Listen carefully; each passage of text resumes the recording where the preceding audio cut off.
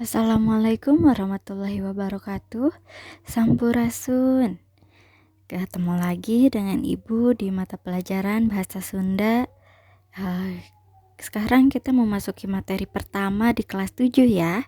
Materi yang pertama sebelumnya sudah Ibu sampaikan, yaitu paguneman. Coba kira-kira kalian ada yang tahu nggak paguneman itu apa sih? Sebagai pengetahuan awal, misalnya bahasa Indonesianya itu apa sih dari paguneman? Oke, kita lanjut ke tujuan pembelajaran. Pada hari ini, kalian diharapkan dapat memahami atau mengidentifikasi paguneman, memahami konsepnya paguneman itu seperti apa, terus tata krama atau aturan dalam paguneman, dan lain sebagainya. Mari kita simak. Wangenan paguneman. Wangenan itu pengertian ya. Ari paguneman teh asalna tina kecap gunem, nu hartina nyarita silih tempas. Paguneman itu atau kalau dalam bahasa Indonesia adalah percakapan. Asalnya dari kecap dari kata gunem yang artinya silih tempas atau saling membalas. Kecap paguneman teh sarua wae hartina jeung wawangkong atawa obrolan. Jadi kata paguneman atau percakapan itu sinonim dalam bahasa Sundanya ada wawangkong atau persamaan katanya ada wawangkong, juga bisa disebut obrolan. Paguneman dalam bahasa Indonesia disebut percakapan atau bercakap-cakap. Kalau dalam bahasa Inggris disebut dialog. Kegiatan paguneman melibatkan dua orang atau lebih. Jadi kalau dalam percakapan kita tidak bisa berbicara sendiri ya, jadi harus ada lawan bicara. Jika dituliskan paguneman antara dua orang atau lebih, yang berbicara itu biasanya bercirikan tanda kutip atau kalau dalam bahasa Sunda itu tanda kekenteng. Ya, tanda kutip 2, tanda petik ya. Jadi jika dicontohkan seperti yang di bawah. Setelah ada Panji, itu Panji menunjukkan orang yang berbicaranya bernama Panji. Terus titik 2, tanda kutip apa yang dibicarakan, lalu tanda kutip. Sama halnya dengan dikap, cara penulisannya pun sama. Jadi harus ada tanda kutip jika percakapannya berlangsung secara aktif. Pada zaman sekarang, paguneman atau bercakap-cakap dengan orang lain tidak harus langsung ketemu dengan orangnya langsung, tetapi bisa menggunakan media elektronik lainnya atau media komunikasi seperti telepon, HP, atau internet, atau yang sering kali kita gunakan adalah WhatsApp. Sekarang ada tata krama paguneman atau aturan dalam percakapan. Ketika kalian bercakap-cakap atau ngobrol dengan orang lain, kalian harus memperhatikan hal-hal seperti berikut ini. Yang pertama, urang teu meunang motong caritaan batur. Kita tidak boleh memotong pembicaraan lawan bicara kita. Yang kedua, urang kudu ngawasa kana jejer nu keur digunakeun. Kita harus mengetahui apa sih yang dibicarakan oleh lawan bicara kita agar obrolan yang disampaikan itu nyambung dengan pemahaman kita. Yang ketiga, dina waktu ngajawab pananya ti batur kudu ngentep seureuh. Kalau ada orang yang bertanya kepada kita, kita jawabnya harus secara sistematis, tidak ngalor ngidul, tidak kemana-mana. Yang keempat, ulah nyigeung kana perasaan kanu keur diajak nyarita. Kita tidak boleh menyinggung perasaan orang lain atau perasaan lawan bicara kita. Lalu yang terakhir, suara kita harus terdengar oleh lawan bicara kita. Jadi jangan pelan-pelan atau bisik-bisik. Tapi keras juga bukan berarti teriak ya.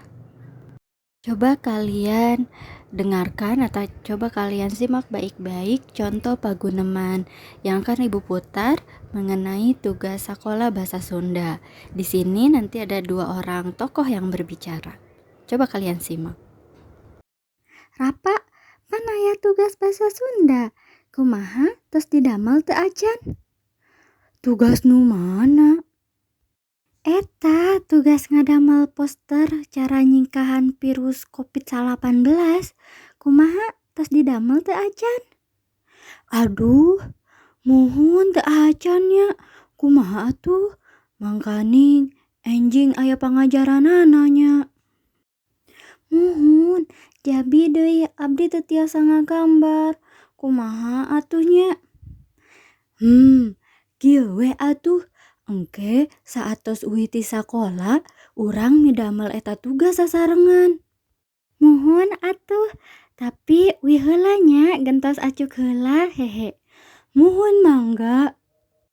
Muhun, tapi bade di bumi saha ngadamel tugasna?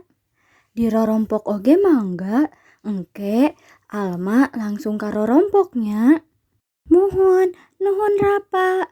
Muhun, sami-sami ulah hilapnya engke ka rorompok. Muhun. Nah, setelah kalian mendengarkan percakapan tadi, sekarang kita masuk ke tata krama basa atau aturan berbahasa dalam menggunakan bahasa Sunda. Tata krama basa merupakan sopan santun menggunakan bahasa berdasarkan kedudukan, keakraban, dan hubungan antar pembicara.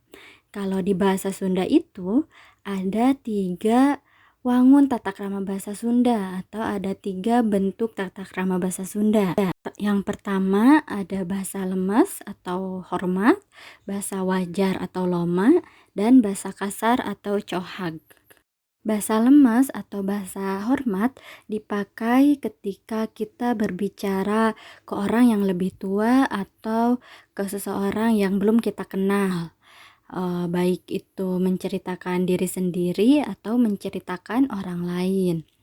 Menggunakan bahasa lemes atau bahasa hormat dicirikan dengan adanya 4 hal. Yang pertama lisan atau kata-kata, pemilihan kata kita. Yang kedua ada pasemon atau raut muka kita, raut wajah kita. Yang ketiga rengkuh jeung peta atau gestur gerakan badan kita. Lalu yang keempat lentong, yaitu nada bicara kita. Sedangkan bahasa loma atau bahasa yang wajar dipakai ketika kita berbicara dengan teman yang sudah akrab kita. Kalau bahasa kasar umumnya dipakai ke hewan atau ketika kita sedang marah. Jadi kalian harus memperhatikan dengan siapa kalian berbicara. Nah, contoh penerapan tata krama basa. Kuring indit ka sakola. Eta kalimat atau itu kalimat menggunakan ragam bahasa loma. Jadi untuk teman sebaya kita. Lalu yang kedua, abdi miyos ka sakola. Menggunakan ragam bahasa lemes untuk diri sendiri. Jadi ketika kita berbicara kepada orang lain atau menyampaikan kepada orang lain, bilangnya miyos atau pergi ke sekolah. Kalau membicarakan orang lain yang lebih tua, contohnya bapak angkat ke kantor. Nah itu ragam bahasa lemes keur kabatur.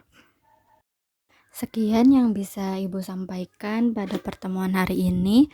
Jika ada hal-hal yang belum kalian pahami, boleh tanya Ibu di japri WhatsApp atau di kolom komentar di Google Classroom. Terima kasih. Wassalamualaikum warahmatullahi wabarakatuh.